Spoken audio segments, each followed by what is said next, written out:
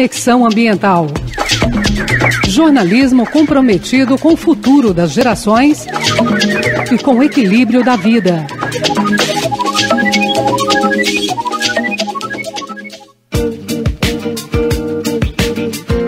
Brasil Central, o Brasil inteiro ligado. Bom dia, Grande Goiânia, bom dia, Goiás. Brasil! Bom dia, Brasil. Uma ótima manhã para você que sintoniza a Rádio Brasil Central pelas ondas curtas, médias e tropicais em qualquer lugar do Brasil e do mundo. E uma ótima manhã também para você que nos ouve pela internet no www.radiobrasilcentral.com.br. Sejam bem-vindos e bem-vindas a mais um programa Conexão Ambiental. O desmatamento do Cerrado supera o da Amazônia, segundo últimos dados do INPE, Instituto Nacional de Pesquisas Espaciais.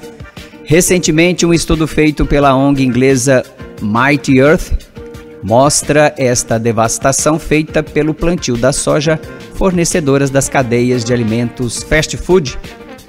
A produção do óleo de palma avança sobre as florestas mundiais e brasileiras. Por outro lado, a Índia vem cumprindo as metas acordadas na COP21. Como entender as necessidades da produção de alimento e manter os biomas em equilíbrio? A questão hídrica é urgente. Na crise de Goiás, o córrego Bacalhau secou ou esvaziou, como dizem alguns. Fazendas ao longo do Araguaia colocam o rio em estado de alerta.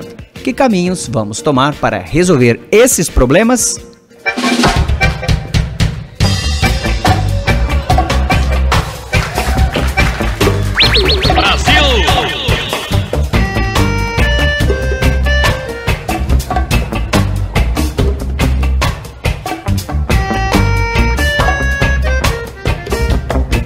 Uma ótima manhã para você na Rádio Brasil Central, uma ótima manhã, um grande abraço para você, nosso ouvinte que queira participar aqui do nosso programa. O nosso contato você já conhece, 62-3282-8780, o nosso e-mail conexãoambiental@hotmail.com, o nosso WhatsApp 62-999770482, o nosso Facebook, programa Conexão Ambiental, ok? Muito bem, o nosso programa de hoje tem a tarefa, Hoje nós vamos discutir conversar um pouco, sobre o desmatamento. Há muito tempo a gente quer fazer isso, mas em virtude dos últimos acontecimentos, tanto notícias agradáveis quanto notícias desagradáveis, então vamos conversar, sobre este assunto que é delicado, felizmente e infelizmente também.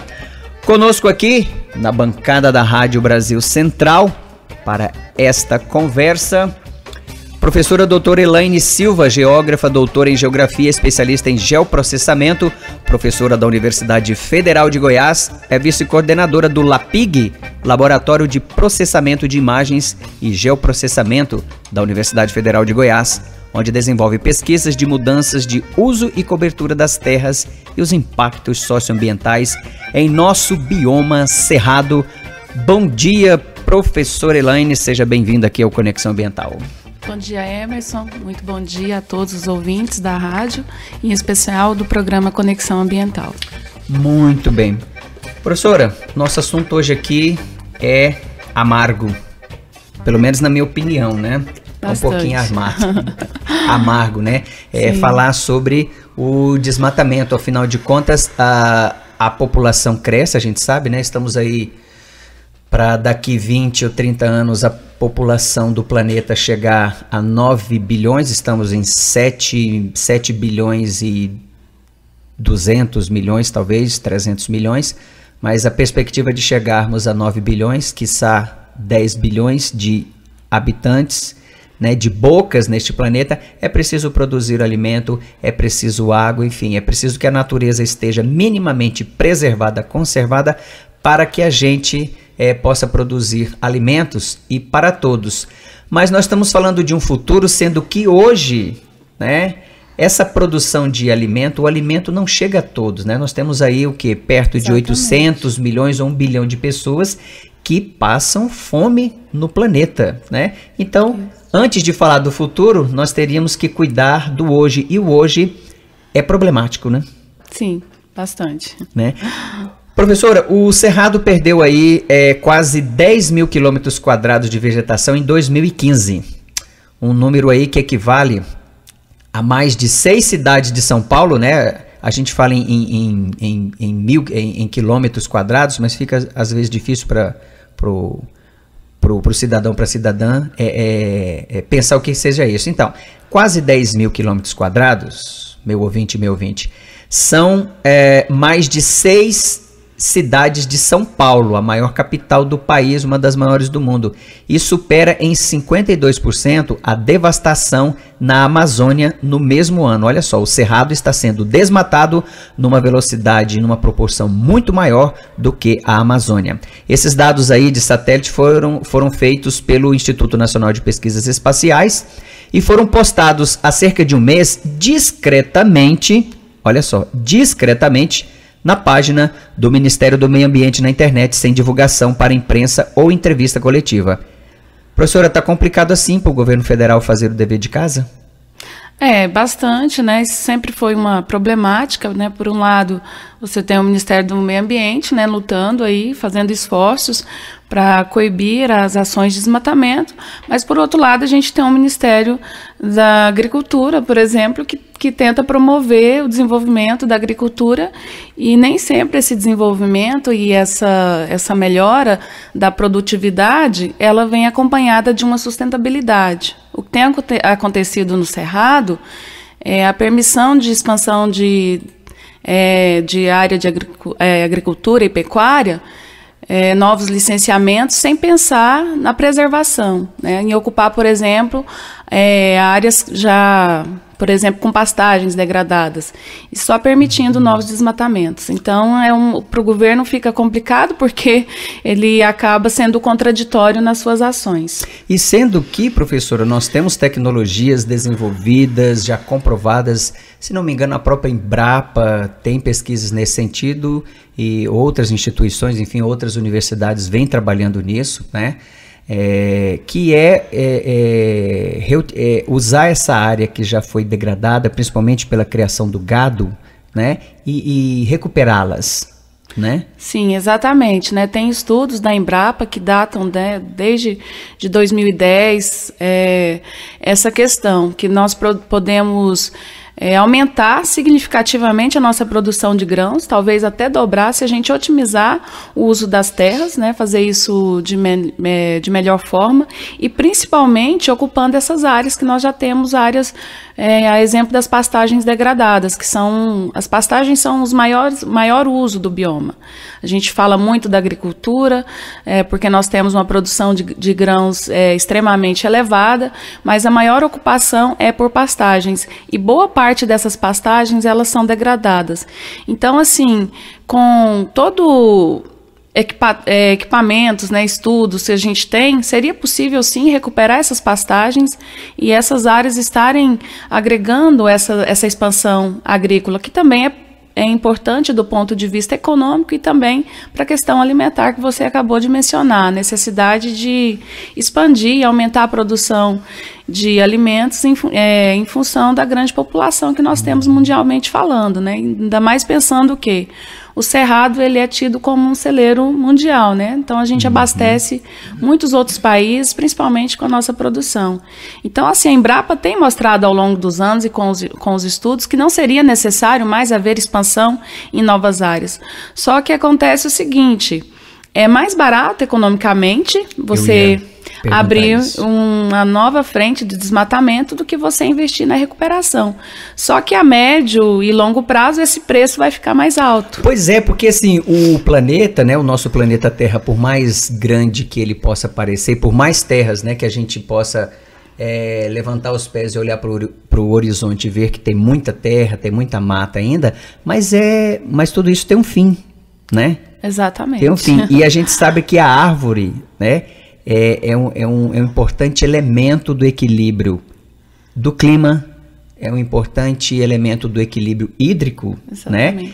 E problema hídrico que nós já está batendo as nossas portas há um bom tempo, mas assim, as autoridades, né? Prefeitos, governadores, né? Os nossos deputados aí tão ocupados aí em ficar mudando o nome de partido, em ver que secretaria que eu vou ocupar, que ministério que eu vou ocupar, etc, etc, debatendo coisas sem menos importância, e o país aí à beira, né, de colapsos em várias áreas, e o meio ambiente não fica atrás disso, né?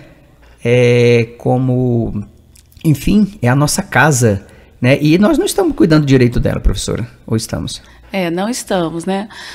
Se fala muito nessas mudanças que nós como seres humanos inserimos, né, no meio, e o desmatamento ela é a primeira ação, né, no meio a contribuir para os outros danos ambientais. Como você disse, quando a gente desmata, você vai ter logo um descontrole, né, na questão climática, né? Isso vai ocorrendo e aumentando ao longo do tempo.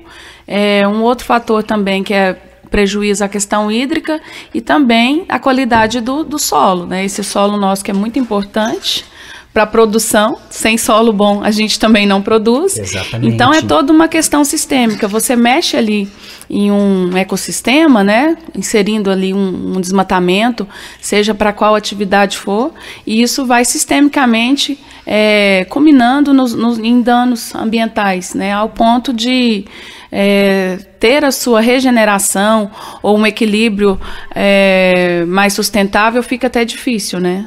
Então, assim, é complicado porque, como você mencionou, não há políticas públicas contínuas e que conversem entre si para que essa questão da sustentabilidade ela seja encarada, né, e promovida.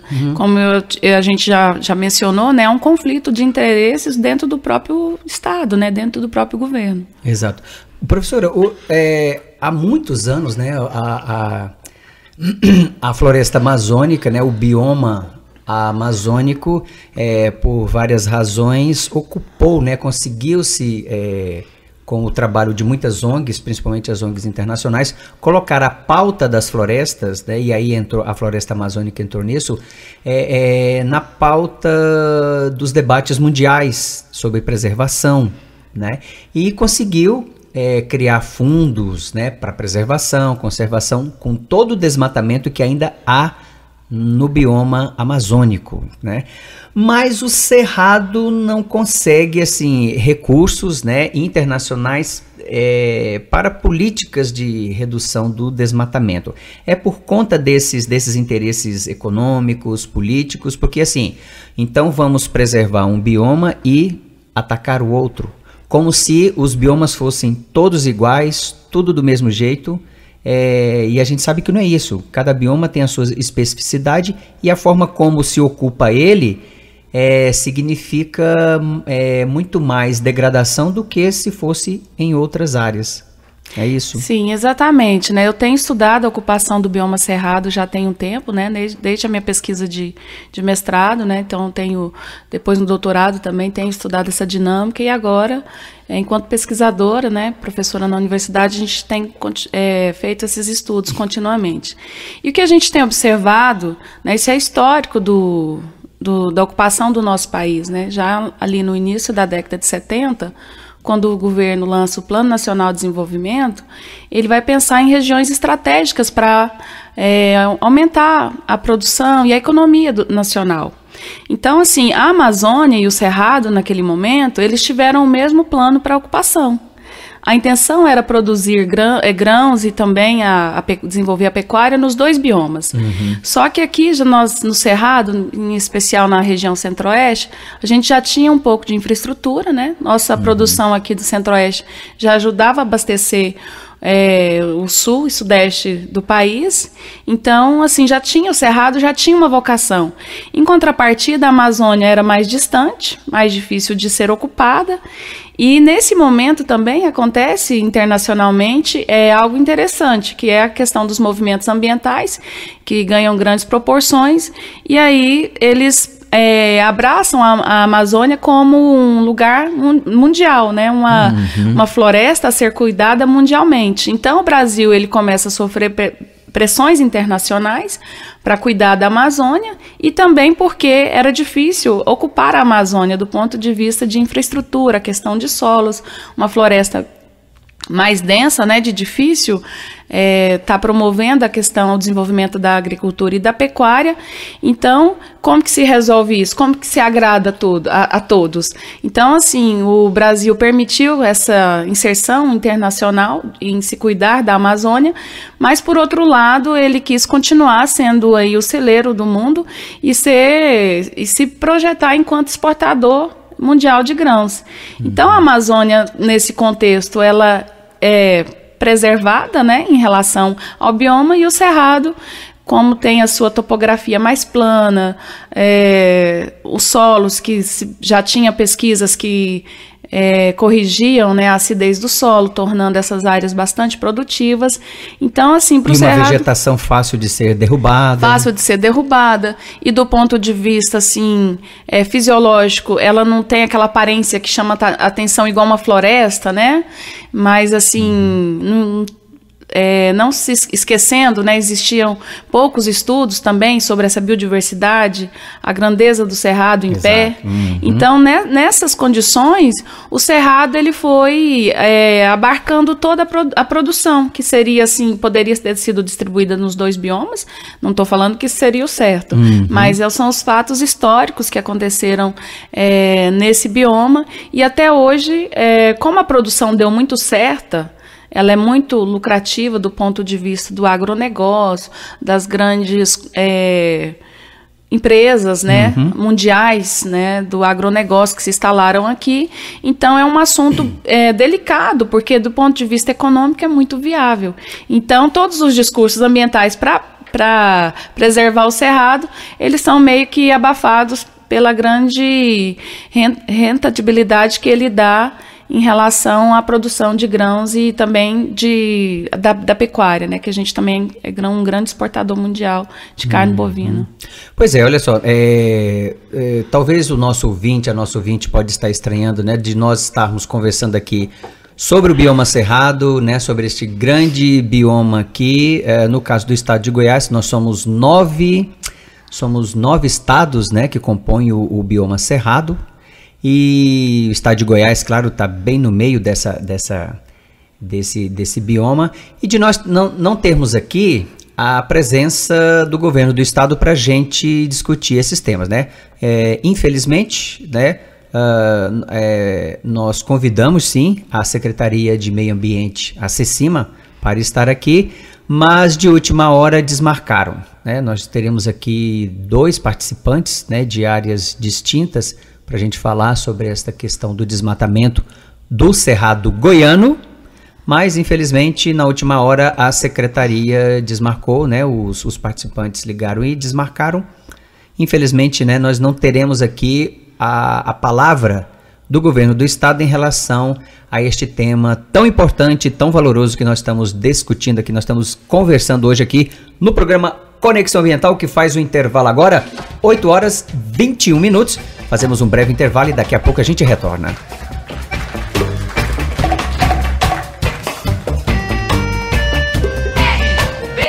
RBC-FM, Rádio Brasil Central. Conexão Ambiental.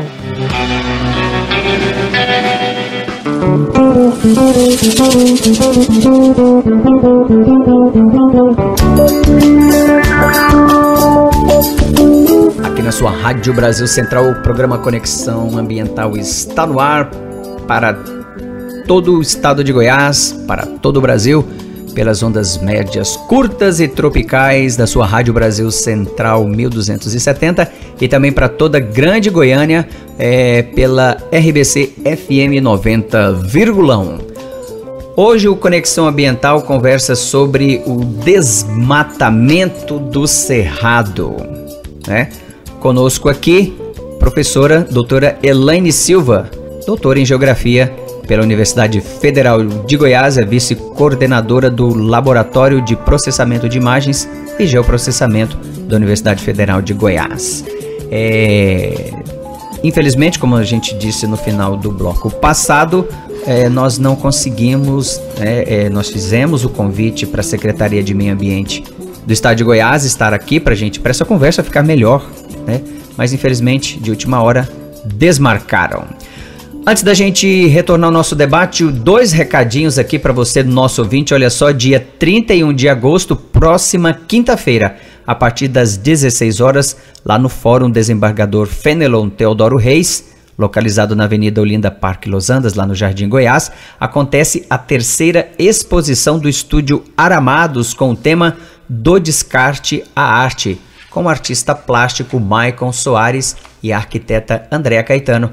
O Estúdio Aramados é um dos precursores do upcycle no estado de Goiás, onde matéria sem nenhum potencial de comercialização se torna objeto de arte de valor em um processo totalmente artesanal.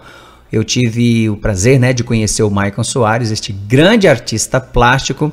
Ele simplesmente pega toda e qualquer sucata de ferro, de metal, e transformam em belíssimas, mas belíssimas obras de arte. Se você quiser conhecer, então, próximo dia 31, lá no Fórum Desembargador Fenelon, lá na Avenida Olinda Parque Los Andes, no Jardim Goiás, a partir das 16 horas da tarde. A exposição estará até o dia... Eu não coloquei aqui... como assim? A partir do 31 de agosto, mas até o dia 10 de setembro, se não me engano, 10 ou 14 de setembro, ainda a exposição continuará lá. Participe, gente, é belíssima as obras construídas, produzidas pelo Maicon Soares. E o nosso próximo recadinho é o seguinte: próximo domingo, deste final de semana, dia 26, tem GoVegan, a feira criativa e gastronômica, idealizada e construída coletivamente com o objetivo de divulgar o veganismo em Goiânia e no estado de Goiás. O objetivo aí da GoVegan é oferecer ao público opções livres de testes e origem de animal. É um espaço para compartilhar ideias e consumo sustentável de pequenos empreendedores, produtores e revendedores. Lá você vai encontrar o quê? Alimentação, maquiagem, acessórios, moda, plantas, decoração, artesanato, livro, artigo para pet, para o seu animal. E o mais interessante, por exemplo, os produtos de maquiagem não são testados em animais, Pois é, que a gente sabe que o sabonetinho, o shampoo, o batom, o creme, que a grande maioria das pessoas utilizam, com exceção aí desses produtos, que nós estamos falando aqui, são testados em animais, exaustivamente, e quando o animalzinho não serve mais para o teste, ele é sacrificado. Mas o veganismo é uma proposta, entre outras coisas que produzem, entre a alimentação e tal, mas é uma filosofia, é um pensamento político também, de não sacrifício, a não dor dos animais. Participe da GoVegan, Se você quiser saber mais informações, entre no site da GoVegan, que é www.goveganfeira.com.br. E a próxima feira, dia 26, acontece lá no Uaçaí, Avenida T1, número 60, no Bueno, ali ao lado do Supermercado Moreira. Muito bem, dado aqui as nossas informações, voltamos aqui com a professora doutora Elaine, falando sobre a questão do Cerrado. Professora, esses dados aí, que foram divulgados sobre o desmatamento de 2015, como divulgado, não mostra aí que o país e os estados, do bioma Cerrado não conseguem minimamente, pelo menos, estabilizar o desmatamento, já que diminuir parece uma tarefa impossível? Esses dados colaboram para essa sua afirmação, a gente fala, tem propostas, o governo tem discutido, através, às vezes, dos secretários, Ministério do Meio Ambiente, secretários de Meio Ambiente, porém, sempre o viés econômico, ele vence. Então, você pode até pensar ali em políticas e tal, para um ano, coibir isso, mas se depois, economicamente, no outro ano, tiver uma demanda maior pela produção, aumentar a produção de grãos ou da pecuária, infelizmente, tudo aquilo que foi pensado, planejado, não é cumprido. Infelizmente, esses dados mostram isso. O cidadão, né, a cidadã, né, o nosso ouvinte que está nos ouvindo deve estar perguntando, mas então o Conexão Ambiental aí defende o quê? Que a gente pare de produzir grãos, pare de produzir carne, enfim? Não é isso, gente, né? Inclusive, a prova disso é que no programa da semana passada, o que nós debatemos aqui? Modelos, né, de produção agrícola diferenciado, né, diferentes, né? Nós tivemos aqui o Murilo, que é um grande especialista, um dos grandes especialistas no estado de Goiás, do modelo agroflorestal, né? A chamado agrocintropia, que vem mostrando ser eficiente, ser produtiva e, mais ainda, lucrativa. Agora mesmo eles vão fazer um teste numa propriedade de uma área de 20 hectares, né? Porque a agrocintropia se dá muito bem em pequenas áreas, embora em São Paulo há modelos de fazendas de grandes propriedades, e quando eu falo grandes são milhares, né, de alqueires, em que este modelo funciona, está implantado, e as fazendas são altamente lucrativas. O negócio é que o que há de diferente aí? Talvez a forma como esse modelo foi pensado aí na década de 70, né, com a grande revolução verde, né, de monocultura, realmente não dá, gente. Você arranca todas as árvores, né, e arrancar todas as árvores em qualquer bioma é muito delicado. No bioma cerrado, que tem as suas particularidades mais delicadas ainda, é muito mais complicado, né, professora? Isso mesmo, né? Então, assim, quando você mexe nessa estrutura, é todo um ecossistema que está sendo mudado. Então, você tem mudanças ali na fauna, na flora e no solo, na questão hídrica. Então, é uma questão sistêmica, né? E você está inserindo uma espécie exótica, né? Uma soja que não é natural, por exemplo, do bioma, que vai alterar as propriedades, né? Na sua conjuntura como um todo do bioma, mudando toda a sua relação sistêmica ali do meio físico, né, dos elementos naturais. E aí, assim, fica até pensando do ponto de vista de sustentabilidade e de revegetação, assim, complicado você pensar nesse bioma voltar a ter toda aquela biodiversidade um dia, né? Recuperar isso tudo. Ainda mais tratando do cerrado, que é um bioma já considerado em seu estágio final de evolução. Isso. Então é complicado você retirar toda a vegetação, remover tudo ali, porque você não está mexendo só na vegetação, é tudo sistêmico. Então quando você mexe na vegetação, você altera a fauna que está ali, as propriedades do solo, também vai a longo prazo mexendo na questão climática, e o que a gente está vivenciando hoje. Um dos grandes problemas nossos, que é a questão da escassez dos recursos hídricos, né? A gente já tem várias nascentes, vários rios, né? A exemplo do Araguaia, sofrendo muito com essa problemática. Esta semana eu estive na reunião, né, do movimento SOS Cerrado, né?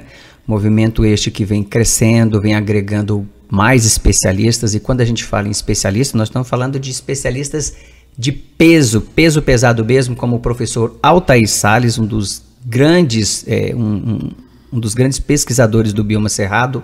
Nesta reunião estava presente também o professor Maximiliano Bayer, da UFG, né, outro grande especialista, né, estudioso das questões hídricas, do bioma cerrado também, entre outros professores que estavam lá, também professores da UEG, lá da cidade de Goiás, né, que vieram trazer os dados, né, por exemplo, descreveram como é que está o córrego Bacalhau, que está vazio.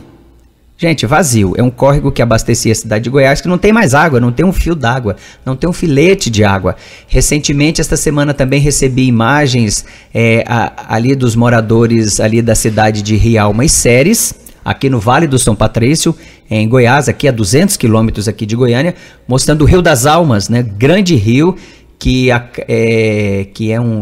acaba despejando, né, nos nossos grandes rios. Está seco, né? É possível. se atravessa ele de um lado para o outro, mal molha a canela, né? E as pessoas mostrando, olha aqui, nós estamos atravessando o Rio das Almas, outrora um grande rio, um volumoso rio, né, de água, mas secou, está secando, né?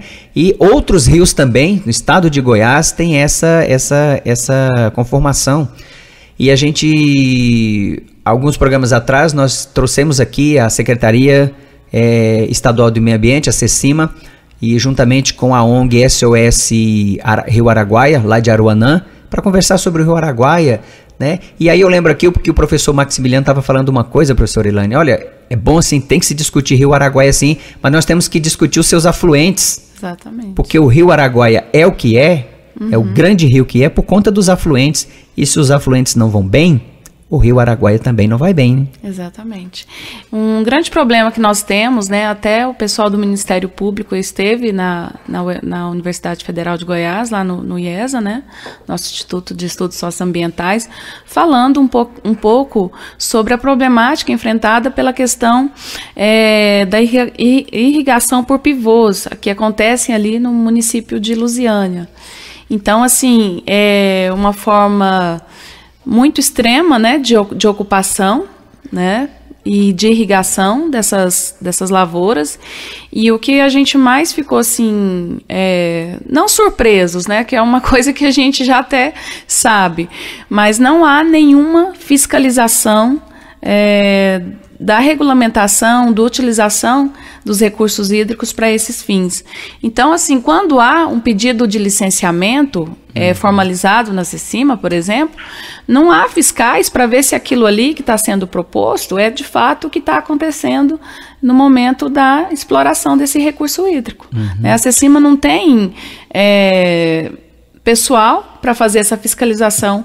Exatamente. Simplesmente é liberado, é licenciado quando chega lá algum pedido para licenciamento, e o que está no papel é aceito, né?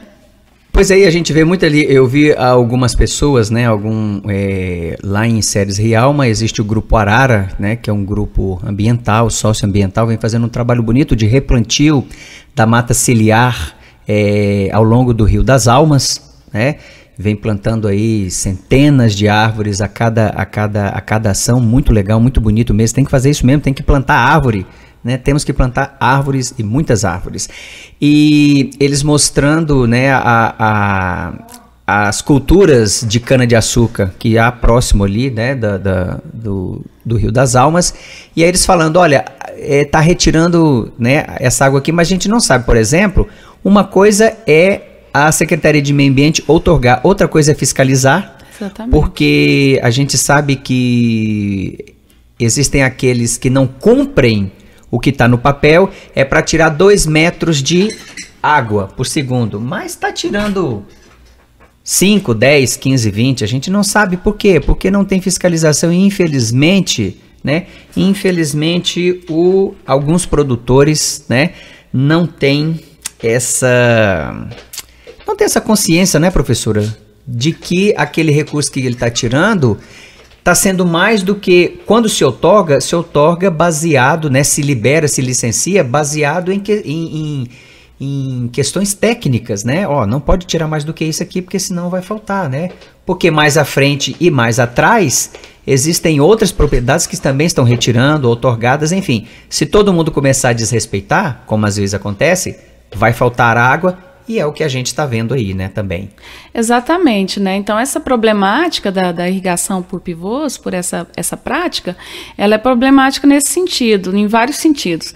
Nesse que você está falando, porque há um uso excessivo, né, que passa ali dos padrões técnicos, né, que seriam já estudados e autorizados, e aí isso vai causar a escassez para quem está abaixo, e num futuro assim próximo, né, a médio prazo, essa própria escassez hídrica, né, o rio ali não conseguir também tá se recompondo, mesmo porque nessas áreas não tem mais vegetação também de mata ciliar. Exatamente. E vem também a questão da degradação dos solos, né, porque essa prática também traz danos ao solo. Então é toda uma questão sistêmica, que não é só agora, né, não é só para o prejuízo, não é só momentâneo para quem está precisando da água também um pouco mais abaixo, mas sim aos problemas cumulativos ao longo dessa prática. E eu fico assim, imaginando o que passa pela cabeça, né, de todos os produtores, tanto daqueles que trabalham de forma consciente, quanto aqueles que não trabalham, principalmente esse, que é o seguinte: a água é um recurso finito, não existe abundância como a gente pensava que tinha, né, os nossos rios caudalosos e tal. Gente, se naquela época essa visão era errada, hoje ainda muito mais, porque a gente vem vendo aí, como a gente citou aqui alguns casos de córregos, ribeirões e grandes rios. Vou citar aqui alguns vídeos que a gente vê pela internet do Rio São Francisco. Sim. As pessoas atravessando a pé, né, centenas e centenas de metros do Grande Chico, e com a água nas canelas, né? Isso é grave. A gente vê aquelas imensas pontes de centenas de comprimentos, né, de metros, e com as suas bases expostas, né, as suas bases de concreto expostas, coisa que nunca havia acontecido, agora está acontecendo. Por quê? Porque existe uma questão hídrica e seríssima, a água está faltando. Olha, para ser bem prático aí, ó, os bairros de Goiânia, né, muitos bairros de Goiânia, todos os dias há falta de água. Né? É só ligar os jornais que estão aí, tá todo mundo falando isso, reclamando, ó, se os bairros de Goiânia já está faltando água, e nós não estamos ainda na época da seca mesmo, né? Exatamente. Do ápice do período seco nós não chegamos ainda, vamos chegar. Então, o que eu posso imaginar? Que essa falta de água vai aumentar e vai se espalhar para outros bairros da cidade? É uma pergunta que eu faço a você, nosso ouvinte, nossa ouvinte. 8h40, mais um breve intervalo e daqui a pouco a gente retorna com esse nosso bate-papo. RBC FM, Rádio Brasil Central. Queimadas às margens de rodovias representam um perigo para todos. A fumaça prejudica a visibilidade e pode sufocar motoristas que trafegam na pista, causando graves acidentes. Queimadas às margens de rodovias. Apague essa ideia. Uma campanha do Corpo de Bombeiros Militar do Estado de Goiás. 3282-8780. Conexão Ambiental.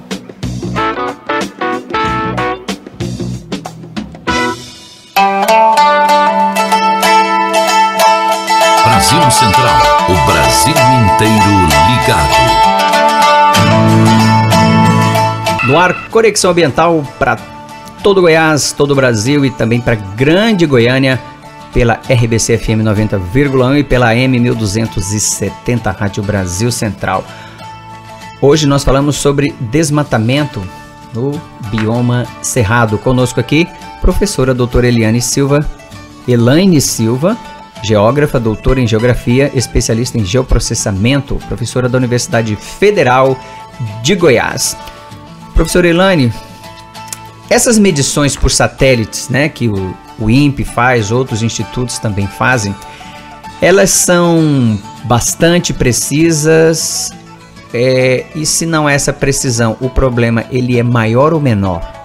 Eu tenho essa curiosidade. Estava lendo ontem que existe uma peculiaridade por conta da vegetação do bioma Cerrado e que às vezes dificulta nesta leitura.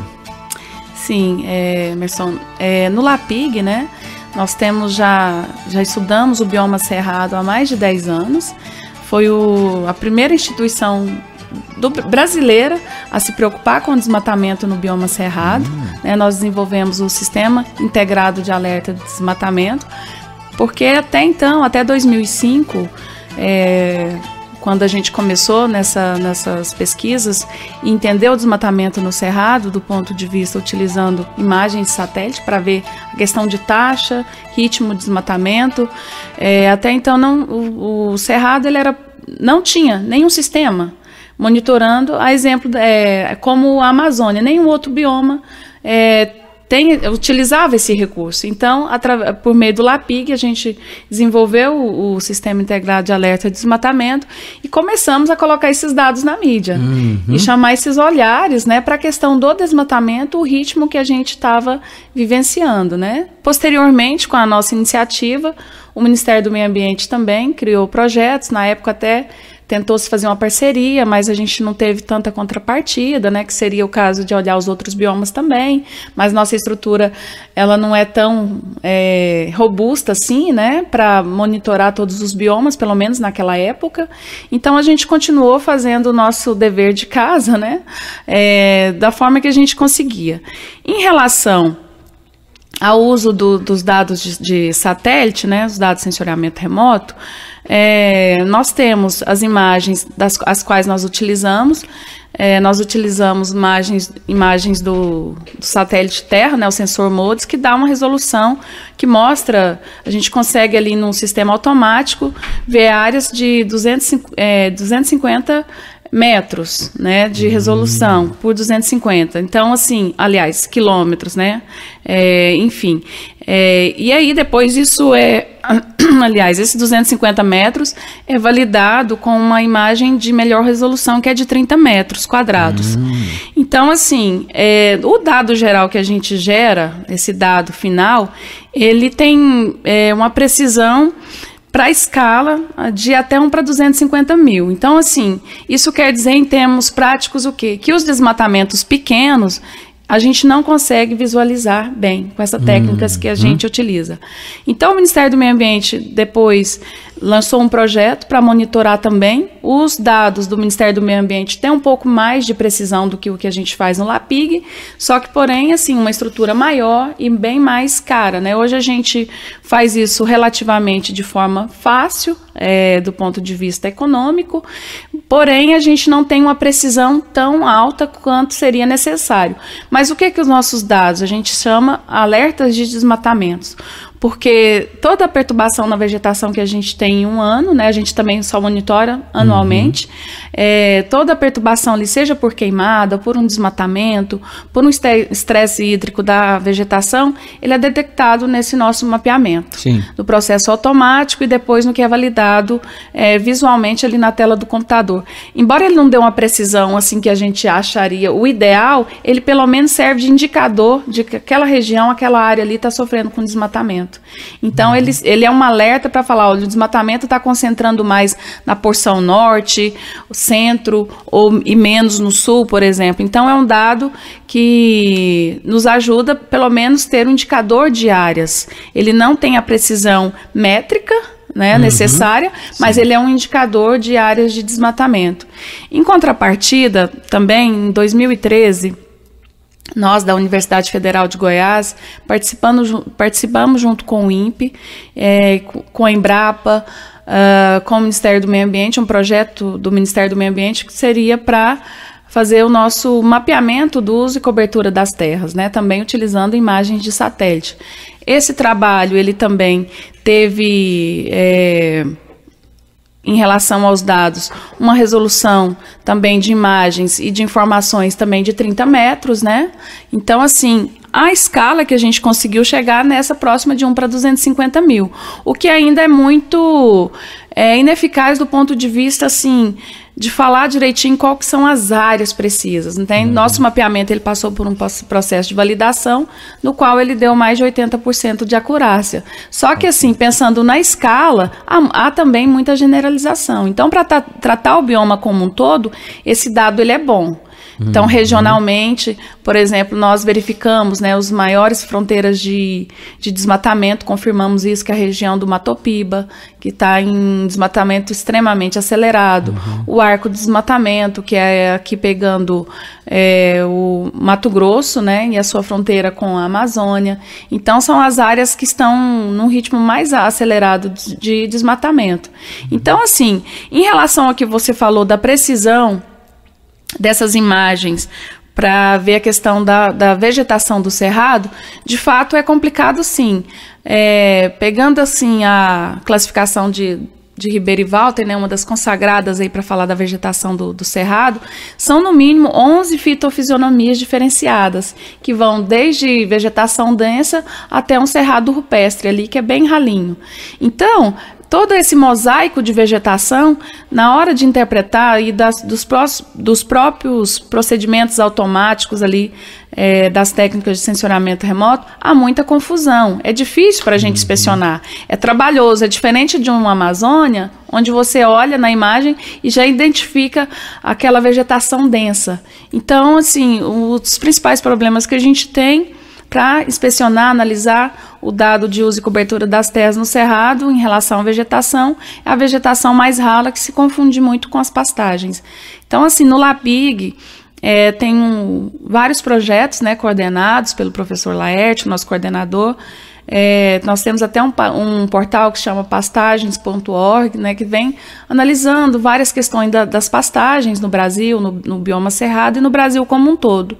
E uma das questões que essa equipe tem feito é tentado também melhorar essa classificação, entendimento e separar essa pastagem da vegetação. Uhum. Então, para melhorar também o nosso mapeamento. Uhum. Olha só, né? Quando a gente fala em desmatamento aqui, hoje nós estamos falando do Cerrado, mas esse problema, ele é também mundial, né? Mundial.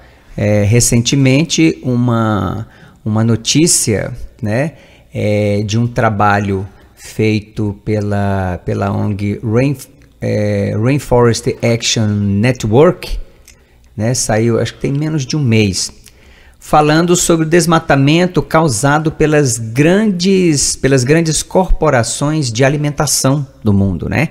Então, falando da Nestlé, da Unilever, da Procter & Gamble, do McDonald's, né? Por quê? Com relação às plantações de óleo de palma, né, que vem devastando grandes porções de floresta nas últimas décadas, né? Só para lembrar o nosso ouvinte, o que é o óleo de palma? Onde que o óleo de palma entra na fabricação de produtos, né? Ele está lá no seu sabonete, no seu shampoo, creme, sorvete, barra de chocolate, margarina, entre outros, só para a gente ver a importância que tem sim o óleo de palma, que é um óleo baratíssimo, tornou-se baratíssimo por conta da proporção em que ele é plantado, mas em troca disso, extensas florestas foram dizimadas, né? Isso que a professora falou, você altera a questão hídrica, você altera a fauna, né? A própria flora também, você mata essa biodiversidade que é protetora da terra, que é protetora do solo, que é protetora do ar, você afasta, você dizima centenas ou milhares de espécies de animais que fazem parte desta harmonia do controle do ambiente. Aí alguém pergunta, mas então não tem jeito de plantar óleo de palma de forma sustentável? Tem, mas para isso existem regras, existem normas, existem critérios que provavelmente não dê o lucro, né, que as grandes corporações querem num curto espaço de tempo. Este é o problema. E este é o problema também que se aplica ao cerrado com a monocultura, né? A monocultura, sim, dá uma resposta muito grande ao PIB, né? Se não me engano, o estado de Goiás representa aí com o seu agronegócio, acho que 14% do PIB. Mas e o prejuízo, né? E o passivo ambiental, que a gente chama de passivo ambiental, aquilo que foi degradado, né? Nós temos esses dados, nós temos coragem de expor esses dados e falar, olha, tudo bem, muita gente está ganhando dinheiro, só que o bioma cerrado é que leva o prejuízo. E esse prejuízo, ele é coletivo, ele é de todo mundo. Ele é a água que falta na torneira da casa de alguém, ele é espécimes vegetais e animais que estão desaparecendo e que vai causar e causa grandes impactos e vai causar muito mais, né? Coisas que talvez a gente não esteja percebendo agora, né? Por exemplo, animais silvestres que invadem, por exemplo, os bairros periféricos, né? Animais que estão correndo para as grandes cidades, por quê? Porque as matas estão acabando, né? É isso, gente, é sobre isso, né? É essa reflexão que a gente quer trazer. Mas, professora, de acordo aí com o que foi acordado lá em Paris em 2015, o Brasil assumiu aí um compromisso de atingir um desmatamento ilegal zero até 2030. Achei ótimo este dado, mas a pergunta é, há chances disso acontecer? É complicado, Baseado nas políticas, né, que o governo do estado tem, mas os governos estaduais dos outros estados também que compõem o bioma cerrado. Somos 9 estados, né? Mas o nosso estado de Goiás aqui. São questões delicadas de serem discutidas e pensadas, mesmo porque, igual você falou no início do programa, né, alguns dados não são nem expostos. Isso, esse é o problema, né? Então, assim, o que foi acordado lá, será que está de acordo mesmo com o que existia de biodiversidade, vegetação? Então, são várias questões que a gente fica pensando, né, às vezes, assim, qual controle, qual é o critério, assim, para a gente saber se realmente tinha aquela área e se realmente nós vamos conseguir reduzir, né? Então, são questões delicadas e, assim, o ritmo e tudo da forma que vem acontecendo é um indicador de que não iremos conseguir, né? Agora, daqui para lá, muitas coisas podem mudar e a gente torce para que essa mudança seja em ganho ambiental, né? Infelizmente, o nosso histórico, a nossa trajetória nos diz o contrário, mas a gente luta aí, né? E tem a expectativa, a esperança, né, nesses grupos, igual que você mencionou, também faz parte do SOS Cerrado, enfim, para que juntos a gente possa cobrar o que foi acordado, né, e ter mais clareza dos dados, né, do que está sendo desmatado, do que está sendo ocupado, e chama atenção também do que você falou das grandes empresas, né, das grandes multinacionais. Elas são as que têm mais recursos e poderiam estar investindo aí em recuperação de áreas degradadas, mas mesmo assim preferem aumentar o lucro e ir nas áreas florestadas, né? Exatamente, e são notícias que estão aí na internet, infelizmente, aí assim, o jornalismo tem muita culpa nisso, mas às vezes assim, a gente sabe porque determinadas notícias, elas são ampliadas, né, para o conhecimento maior, né, de um número maior de pessoas, né, da população em geral, e outras notícias não. Tanto é que o Ministério do Meio Ambiente, nesse relatório sobre o desmatamento do bioma cerrado em 2015, que foi maior do que da Amazônia, o relatório foi produzido, mas foi colocado lá discretamente ali numa página do Ministério, do site do Ministério do Meio Ambiente, ficou lá. Se não é aí esses abnegados fuçadores, né, que fica procurando, né, sobre como está o nosso meio ambiente, a gente não saberia, né, desse relatório que mostra que o país, né, que mostra que os estados, que mostra que governos não estão cumprindo, né, com a sua obrigação, né, sim, de produzir, de manter a empregabilidade, de manter a geração de empregos, mas empregos, né, elas são mantidos porque existe um reciclar, né, das matérias-primas que o bioma cerrado dispõe, só que isso, com o passar do tempo, vai diminuindo a disponibilidade de água.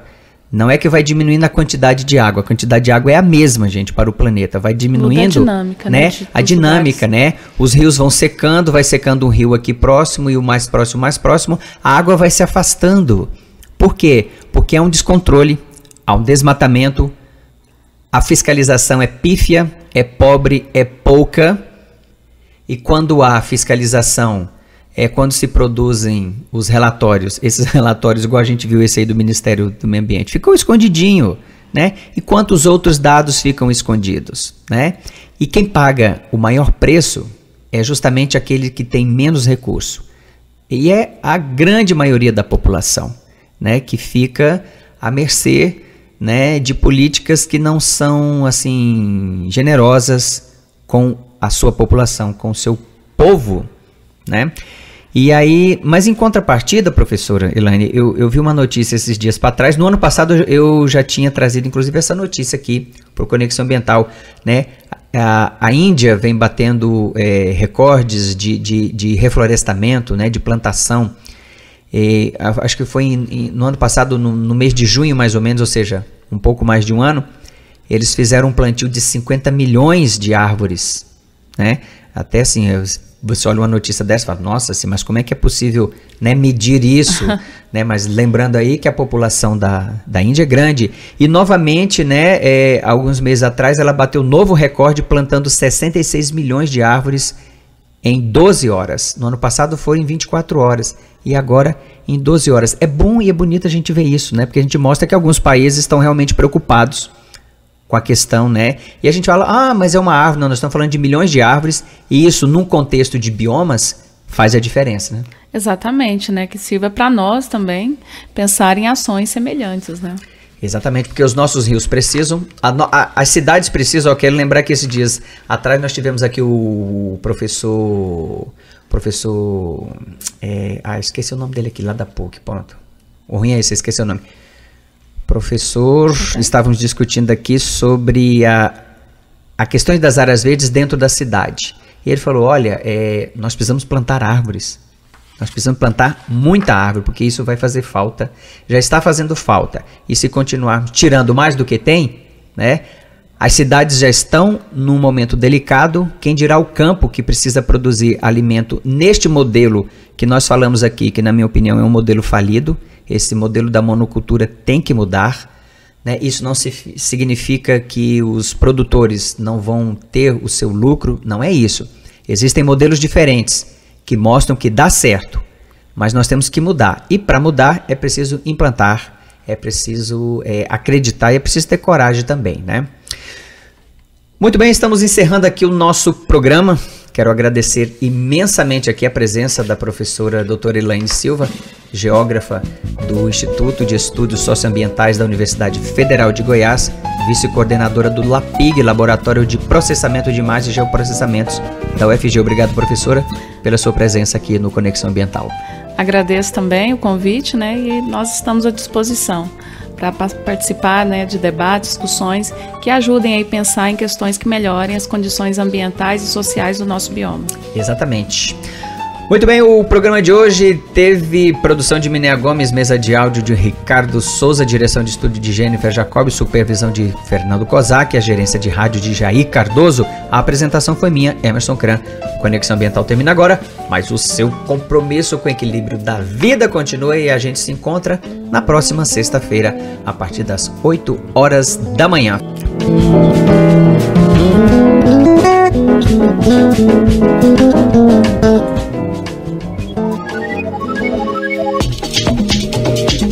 Conexão Ambiental. Jornalismo comprometido com o futuro das gerações e com a vida no planeta.